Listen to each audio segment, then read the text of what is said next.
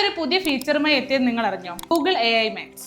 Google ആഡ്സിന്റെ search ക്യാമ്പയിനിൽ വരുന്ന പുതിയൊരു ഫീച്ചറാണിത്. ഇനി എന്തൊക്കെയാണ് ഈ ഫീച്ചറിന്റെ പ്രത്യേകതകൾ എന്ന് നോക്കാം. Expanded search time matching. നമ്മൾ സാധാരണ ഗൂഗിൾ ആഡിൽ സെർച്ച് ആഡ് ചെയ്യുന്ന സമയത്ത് നമ്മൾ ഒരുപാട് കീവേഡ് കൊടുക്കും. ആ കീവേഡിന് മാച്ചിങ്ങിനനുസരിച്ചായിരിക്കും ആഡ് ഷോ ചെയ്യാം. എന്നാൽ AI മാക്സിൽ വരുന്ന സമയത്ത് AI എന്ത് ചെയ്യും? ഒരാരാണോ സെർച്ച് ചെയ്യുന്നത് അവരുടെ ഇന്റൻഷനും അവരുടെ സാഹചര്യവും നോക്കിയിട്ടായിരിക്കും ആഡുകൾ ഷോ ചെയ്യിക്കുന്നത്. രണ്ടാമത്തെ ഓപ്ഷൻ എന്ന് പറയുന്നത് ഡൈനാമിക് ആഡ് കസ്റ്റമൈസേഷൻ ആണ്.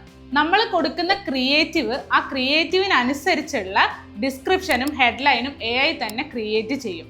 അതേപോലെ രണ്ടാമതായി വരുന്ന നമ്മൾ കൊടുക്കുന്ന ആ ഒരു ക്രിയേറ്റീവിനനുസരിച്ചായിരിക്കും അതിലുള്ള പുതിയ തരം ക്രിയേറ്റീവ് ജനറേറ്റ് ചെയ്യപ്പെടുകയും ചെയ്യുന്നുണ്ട്. പിന്നെ വരുന്നത് ഫൈനൽ URL എക്സ്പാൻഷൻ. അതായത് നമ്മൾ ലിങ്ക് കൊടുക്കാറുണ്ട് അല്ലേ? നമ്മൾ ഗൂഗിൾ ആഡിൽ നിന്ന് നമ്മുടെ ഏത് വെബ്സൈറ്റിലേക്കാണോ പോകേണ്ടത് അതിന് ലിങ്ക് കൊടുക്കും.